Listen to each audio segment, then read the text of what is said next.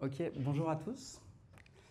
Donc du coup, je voulais vous faire une petite présentation, j'espère que vous voyez bien. Ok. Avec un titre modeste, exploiter le plein potentiel de l'IA. Concrètement, ça va être une présentation plutôt à vocation technique. Alors je vous avoue que je ne savais pas trop quel auditoire on allait avoir ce soir. Donc on va naviguer en termes de hauteur, hein, on verra bien. En fait d'IA, on va parler de LLM. Et en fait de LLM, on va parler euh, d'outils qu'on va pouvoir utiliser en production, en entreprise, donc des cas plutôt concrets, même si je ne vais pas parler de use case, de Rex ou quoi que ce soit, mais plutôt on va rester sur des considérations plutôt d'ordre technique. Ok, donc le programme, c'est qu'on va simplement regarder un petit peu de plus près c'est quoi un LLM, c'est quoi leurs capacités et leurs limitations, afin de construire là-dessus plein de choses. Il y aura plusieurs axes pour à la fois adresser leurs limitations et augmenter leurs capacités. Ok, donc je m'appelle Étienne Miller-You. Je suis de mon état développeur et architecte logiciel, et puis je suis aussi un IA enthousiaste de la première heure. Voilà, donc je travaille chez Studi au sein de deux équipes, une équipe métier et puis une équipe dédiée à l'IA. Donc je vais vous passer un peu les définitions, parce que je pense que c'est bon, hein, vous savez tous ce que c'est qu'un LLM. Je vais quand même vous dire ce que c'est qu'un agent, parce que c'est des définitions un peu floues, on va dire. On va dire qu'on définit un agent selon deux propriétés principales. La première, c'est l'autonomie, certaines des capacités à prendre des décisions de façon autonome. Et la seconde, c'est effectivement d'être capable d'effectuer des actions, donc d'agir sur son environnement. Et enfin, simplement, qu'est-ce que c'est un workflow? Il s'agit d'une succession d'actions qui ont pour but de résoudre un process et des problèmes complexes.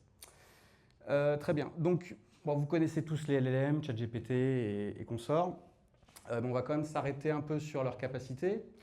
Donc, ils ont des capacités d'apprentissage, déjà, évidemment, lors de leur entraînement ou du fine-tuning. Donc, ces modèles, ils vont être capables d'apprendre à partir de leurs données d'entraînement. Ils vont être capables de découvrir en fait les règles sous-jacentes aux data et puis de les généraliser au-delà des données d'entraînement. Et donc de compresser finalement ces grandes quantités d'informations dans un réseau de neurones qui est somme toute assez petit.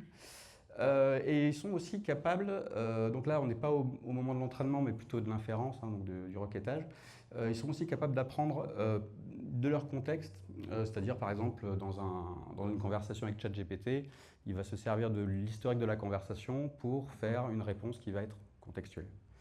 Ou aussi, via un pré-prompting, on peut passer des instructions, des exemples pour avoir une sortie qui ressemble à ce qu'on attend. Évidemment, la première capacité des LLM, c'est la capacité de traitement du langage, hein, Natural Language Processing en anglais. Donc, capacité à comprendre du texte finement, avec du contexte, les nuances, des ambiguïtés, etc., des non-dits, j'en passe. Et évidemment, vu qu'il s'agit d'une technologie d'IA générative, elle va être capable de générer du texte, réponse à une question, synthèse de documents, etc. Un truc qui est assez chouette avec les LLM, c'est leur capacité d'adaptation. C'est vrai que contrairement aux algorithmes classiques, ils sont très souples, ils vont être capables de prendre en entrée des données non structurées, justement, de s'adapter à une grande variété de demandes, et ils sont assez résilients à des demandes qui sont un peu bruitées, donc si vous faites des fautes d'orthographe, par exemple, ça pose en général pas trop de problèmes. Ok. Donc c'est des super capacités. Le problème, c'est que les LLM, ils ont aussi quelques défauts. Donc ils ont été un peu abordés précédemment, donc c'est bien, ça m'ouvre la voie. Déjà la non-explicabilité, ça fonctionne comme des boîtes noires. Du coup, il n'y a aucune explicabilité sur la prise de décision, ni de possibilité de vérifier ou de citer des sources qui seraient utilisées pour produire une réponse. Le plus gros problème, et de très loin, c'est le manque de fiabilité. Donc vous avez tous entendu parler des hallucinations, par exemple, hein. Donc comme quoi les LLM peuvent générer des résultats incorrects, inventer des faits, etc. Et c'est vrai que c'est un peu inhabituel, parce que quand on est habitué à l'informatique, on écrit des choses qui ont un champ applicatif limité, mais qui ont des règles définies, et on gère des exceptions dès que ça ne rentre pas dans le truc, etc. Le manque de fiabilité vient aussi du non-déterminisme des réponses, ça a été évoqué aussi. Donc les LLM, ils ont une nature probabiliste, hein, donc vous n'aurez jamais deux fois la même réponse, donc c'est hautement imprévisible, hein, même avec une température basse. Et donc en fait ça rend difficile de garantir d'avoir des résultats cohérents et reproductibles, ce qui est un peu gênant.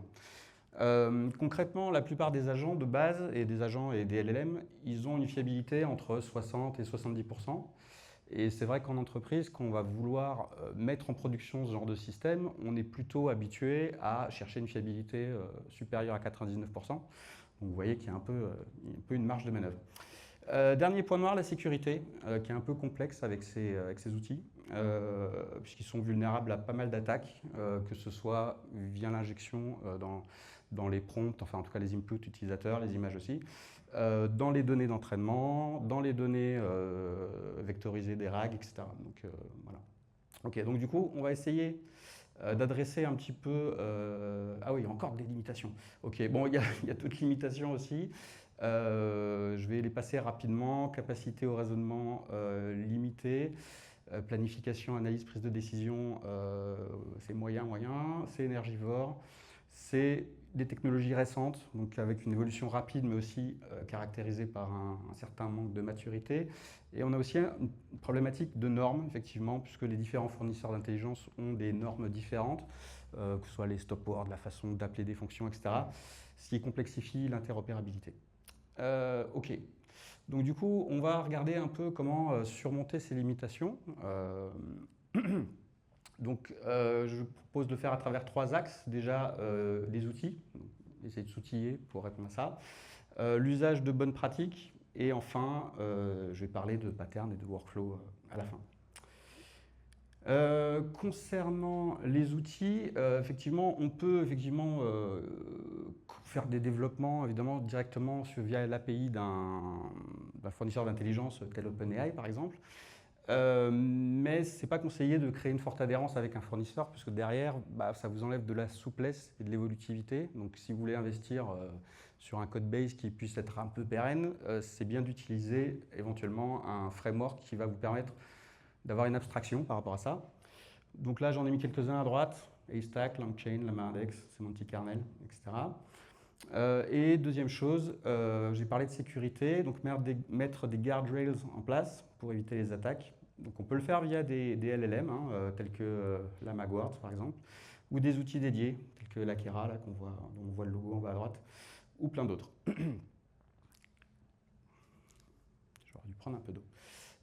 Ok, désolé, je vais en arrière plutôt que d'aller en avant. Je vais vous passer l'introduction à l'écosystème LangChain, parce que c'est un peu long. Ok. Du coup, bon, je vais rentrer dans le vif du sujet par rapport à des patterns. C'est bizarre. Ok. Attendez, je me pose juste une question, c'est pas grave.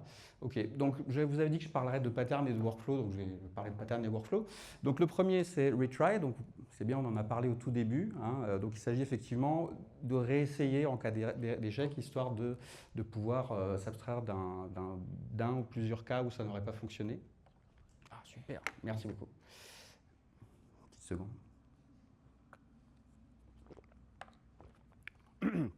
Et donc, un pattern un peu similaire, mais un petit peu plus évolué, on va dire, c'est le pattern fallback. L'idée du pattern fallback, c'est qu'on va plutôt, quand on a un truc à faire, une tâche à faire, de plutôt commencer sur un petit modèle rapide, pas cher, type, je sais pas moi, Mistral sur du Grok par exemple. Et en cas d'échec, effectivement, on va fallback, on va retomber sur un modèle un peu plus lent, un peu plus lourd, un peu plus pertinent. Et pareil, en cas d'échec, on retombe éventuellement sur un gros modèle type GPT-4, Claude Opus et j'en passe. Multiple checks, donc là c'est un pattern simple. L'idée c'est qu'on va lancer en parallèle plusieurs fois la même requête. Histoire d'éviter, pareil, ces phénomènes d'hallucination et liés au non-déterminisme des réponses. Je sais pas, un exemple de ça, c'est si par exemple ici vous avez vous faites du sentiment analysis, enfin une analyse de sentiment sur un texte. Si vous lancez en parallèle 5 fois la même chose, le premier va vous dire que le sentiment est négatif, le deuxième, troisième, quatrième, cinquième vont vous dire que c'est un sentiment positif. Bon, on va dire que l'évaluation derrière va être simple, on va dire que c'est un sentiment positif, mais ça va permettre d'éviter l'écueil du premier qui nous aurait dit que c'était un sentiment négatif. Parallel run and batch, donc ça je ne vais pas en parler, mais sachez que comme dans l'informatique classique, on peut évidemment faire des lancements en parallèle et de la gestion de batch. C'est des choses d'ailleurs qui sont en général gérées nativement dans la plupart des frameworks. Donc je vous parlais maintenant de choses un peu plus, des patterns courants en prod. Donc ils ont déjà été un peu abordés précédemment, hein, donc rien de nouveau sous le soleil, mais voilà. Donc déjà le RAG, Retrieval Augmented Generation. Donc c'est très souvent utilisé et pour une bonne raison, c'est que ça adresse finalement des plus gros problèmes des LLM, à savoir la fiabilité et l'explicabilité. Donc en fait, il va s'agir de prendre une base documentaire, de la découper en petits morceaux, et puis de la vectoriser, de stocker ça dans une base vectorielle, voilà. Et puis après, quand on va avoir une demande utilisateur, on va comparer la proximité spatiale des vecteurs avec les documents qui ont été embeddés au préalable et trouver ceux qui sont le plus ressemblants. Et voilà. Et puis ces résultats, on va les injecter dans un prompt, etc. Enfin voilà, je vous passe le détail. Mais en tout cas, c'est des technologies très utilisées pour cette raison. C'est effectivement l'explicabilité. On va pouvoir citer les sources, et donc c'est un gros avantage. Et la fiabilité s'en trouve énormément augmentée, puisque du coup, le LLM ne va pas faire appel à sa mémoire, et il y a moins de risques d'hallucination. Ok, ensuite les agents. Donc le pattern supervisor et le function call, donc on en a parlé un petit peu aussi avant. Déjà le pattern supervisor, donc l'idée du pattern supervisor, c'est quand on a une tâche à faire, plutôt que de demander directement au LLM de le résoudre, en fait on va lui demander de jouer un rôle de superviseur. Donc en gros, il va se charger du découpage de la tâche, qui est plutôt complexe de base, on imagine, en sous-tâches, et puis ensuite il va sous-traiter, alors soit à des agents tiers, soit à des outils qu'il aura lui-même identifiés, la résolution de ces sous-tâches, et puis derrière, effectivement, il va agglomérer les résultats de façon à pouvoir répondre à la tâche principale. Donc ça, c'est le pattern supervisor. Le deuxième aspect, c'est le function call. Je vous en montrerai peut-être une petite démo tout à l'heure. L'idée, c'est qu'effectivement, plutôt que les LLM, vous savez, ils ont une sortie qui est de nature textuelle. Là, effectivement, l'idée, c'est d'être capable d'appeler des services, des fonctions, et donc des actions. Et c'est assez intéressant, puisque finalement, ça va permettre aussi d'adresser la fiabilité dans la mesure où voilà, l'algorithmique classique est clairement beaucoup plus fiable que les LLM. Donc, si on peut appeler un outil ou un service algorithmique classique plutôt que de faire un taf par un LLM, on va se retrouver avec une fiabilité bien meilleure. Et du coup, ce genre de choses permet de créer aussi un pont entre ces deux univers qui sont l'informatique traditionnelle et les LLM. Ok, donc je voulais vous parler aussi quand même un peu de patterns avancés. Du coup, donc là, on est un petit peu moins dans ce qui est en production actuellement et un peu plus dans la recherche, mais bon, quand même, pas tant. Donc en gros, là, l'idée, ça va être de parler de planification, d'action et d'évaluation. L'évaluation, c'est un gros sujet. Donc déjà, il y a le pattern React. Donc, je vous ai mis tous les liens là, vers les papiers de recherche correspondants. Donc, ça a à peu près 1 an, ça a fait pas mal de bruit. React, ça veut dire Reflect and Act. Vous avez d'ailleurs le schéma, là, le diagramme de fonctionnement. L'idée, ça va être qu'on commence par analyser le problème. On prend la première action à entreprendre pour résoudre ce problème. On effectue l'action, on observe le résultat. On a un feedback de ce résultat qui va nous guider vers l'action suivante à entreprendre, et etc., etc. On va boucler ainsi jusqu'à avoir résolu le problème.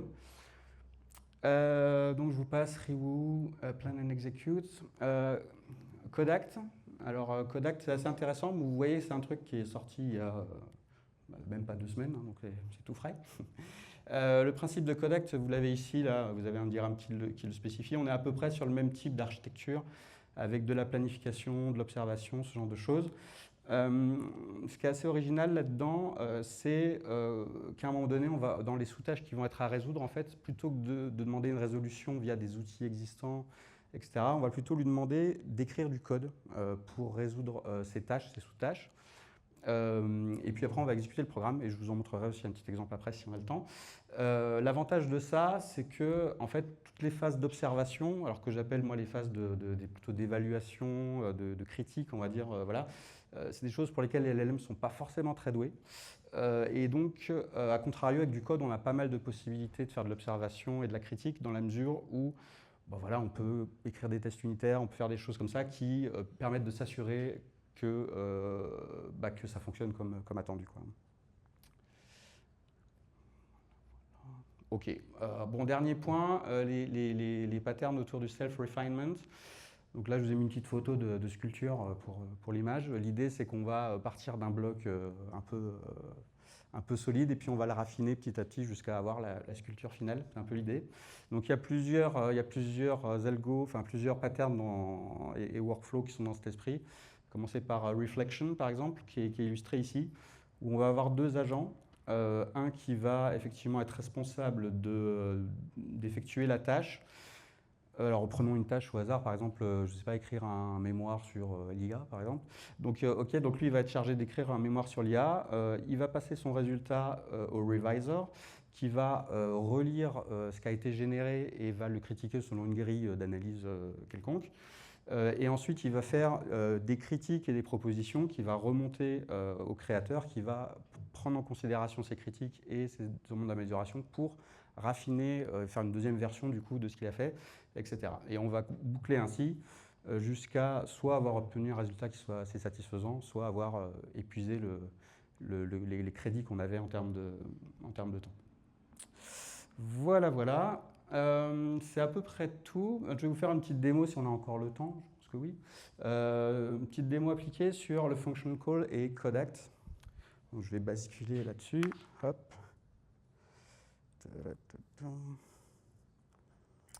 Ok. Ok. Je vais commencer avec le function call. Alors c'est un peu compliqué parce que du coup je ne vous ai pas fait d'introduction à LangGraph. L'idée c'est qu'un workflow, on peut le décrire avec la théorie des graphes. Un graphe c'est quoi? C'est simplement des nœuds et des arêtes. Les nœuds vont être représentés en fait un agent ou un LLM ou quoi que ce soit, et les arêtes ça va représenter les conditions de communication entre ces nœuds dans le workflow. Là on a un workflow très simple avec deux entités. Un agent qui va être responsable, donc, comme je vous l'avais décrit tout à l'heure, de la supervision, du découpage de la tâche, etc. Et un second qui va être chargé, en gros, d'exécuter les outils. Et on va regarder dans le détail l'histoire du function call, histoire de dire. Et donc, dans le function call, ce qu'on observe ici, alors je lance en même temps, c'est pas super. Ce qu'on observe ici, finalement, c'est le passage. Donc là, comment dire, l'agent a décidé qu'une certaine fonction devait être appelée, et celui qui est chargé d'exécuter la fonction va récupérer, vous voyez ici, le nom, excusez-moi, et ici, les arguments nécessaires à lancer l'action.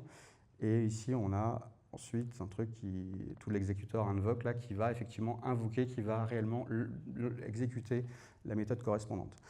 Donc, bon, je l'ai lancé en parallèle. Donc ici, on a un exemple avec un prompt où on a des opérations un peu complexes à faire qui requièrent plusieurs tâches successives. Et on voit ici les appels successifs aux différents outils, donc get random number, add, divide, number to French word, etc., qui vont aboutir au résultat demandé après avoir passé plusieurs étapes et plusieurs outils. En vérité, on a une représentation ici OK. Donc là, je vais vous montrer un deuxième truc rapidement. Donc, j'avais dit, donc là, on est sur Langsmith, qui est l'outil qui permet de loguer et de monitorer en fait, en gros, des exécutions qui ont eu lieu. Donc, en fait, là, j'ai lancé le même prompt en fait avec ce pattern Codact qui, comme je vous l'ai dit, va créer du code en fait, Donc là, pareil, même prompt. En entrée ici, on a en pré-prompting, on a l'explication de ce qu'est Codact pour le LLM. Bon, bref. Et donc, on va regarder ce qu'il fait. Alors, attendez, si j'arrive à naviguer sans souris, c'est moins facile. Donc voilà, ok. Donc lui, première étape, il va découper étape par étape les différentes étapes de ce qu'il doit faire. Ensuite, il va planifier ce qu'il doit faire en termes de code Python.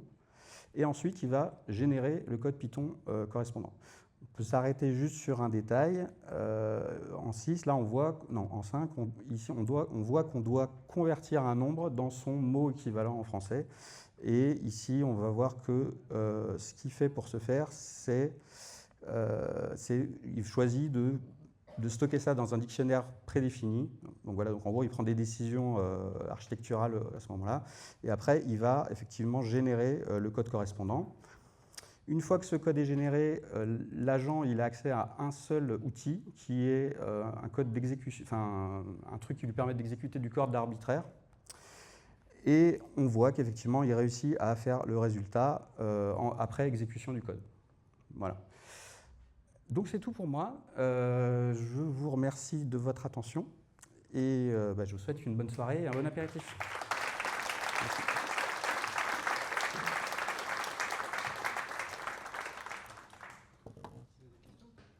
Des questions peut-être, effectivement. Je vais passer le micro.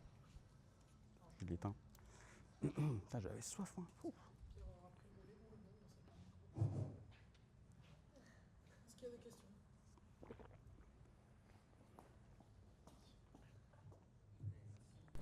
Est-ce que tu as déjà identifié des tâches suffisamment complexes et quelle est ta méthode pour distinguer les tâches qui nécessitent un workflow avec des agents ou pas?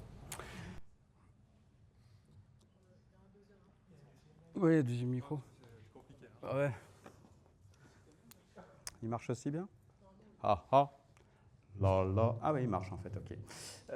En fait, c'est vrai que ça dépend évidemment de la puissance du modèle à la base. C'est-à-dire que ce qui est assez rigolo, c'est que typiquement, le prompt que j'ai pris comme exemple là, tu le donnes à GPT-4o, par exemple, il le mange tout cru, il arrive tout seul sans que tu lui demandes des prompts, tiens, tu fais du zéro shot, tu ne lui dis pas du tout de décomposer.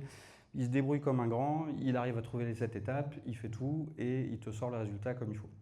Donc voilà, donc en fait ça dépend et de la complexité de la tâche et aussi de la puissance du modèle que tu as à ta disposition.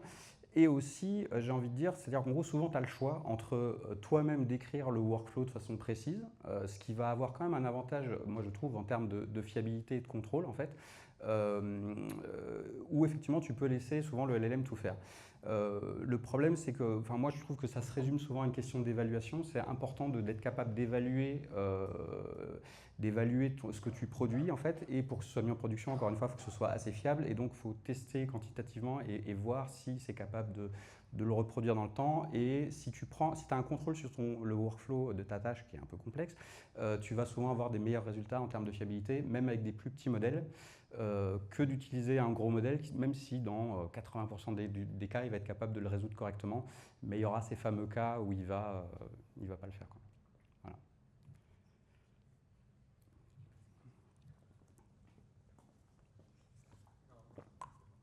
Bah, tu vois, tu fais quand même les allers-retours. Hein. Oui, bon ça. Juste une petite question concernant les cas d'usage du coup, parce que de ce que j'ai compris, est-ce qu'on peut se tutoyer? Oui, oui, bien sûr, pas de problème. Alors, de ce que j'ai compris, tu travailles chez Studi et tu nous as pas forcément parlé de ce que tu faisais en interne avec les équipes IA. Est-ce que du coup vous appliquez des cas d'usage en interne et aussi des cas d'usage pour les étudiants, les futurs étudiants qui font les formations? Oui, tout à fait. Alors, effectivement, c'était un peu volontaire. Hein. C'est-à-dire que là, j'ai parlé, je vous l'avais dit, j'avais fait une présentation d'ordre technique. Je ne voulais pas faire de règles, je ne voulais pas parler de use case, etc. Mais effectivement, chez Studi, on a plusieurs démarches IA, donc que ce soit pour le contenu, pour le care, l'accompagnement de l'étudiant. Moi, je travaille dans une équipe qui est plutôt IA for Tech, donc l'idée, c'est d'outiller en fait toute la partie technique avec des outils. Après, là, moi, en gros, c'est pas vraiment un REX, c'est pas un retour d'expérience de ma part, c'est plutôt des recherches personnelles, etc. J'essaie de mettre en place plein de choses. Et en gros, j'essaie de voir aussi les bonnes pratiques à mettre en place, c'est-à-dire en gros partir sur le bon truc pour avoir un code base qui soit pérenne. Qu'est-ce qu'il faut mettre en place? Genre des évaluations, des jeux de tests, etc. pour pouvoir. Voilà. L'idée, c'est de pouvoir avoir à la fin quelque chose qui soit en production et de combler ce gap par rapport au fait qu'il y a un manque quand même de maturité par rapport à ce genre de technologie. Voilà. Et quant aux use cases, il y en a plein, mais je ne peux pas tous les lister. Mais par rapport aux apprenants, il y a beaucoup de potentialité. Donc effectivement, je suis assez d'accord avec ce qu'avait dit, je ne sais plus quel interlocuteur avant. Il ne faut pas mettre de l'IA partout. On le fait de façon, faut le faire de façon très ponctuelle et là où c'est nécessaire, on va dire, et où c'est utile. Voilà, donc voilà. Mais on n'en est qu'au début, hein. Pareil, on est dans une démarche de laboratoire, c'est expérimental, et voilà.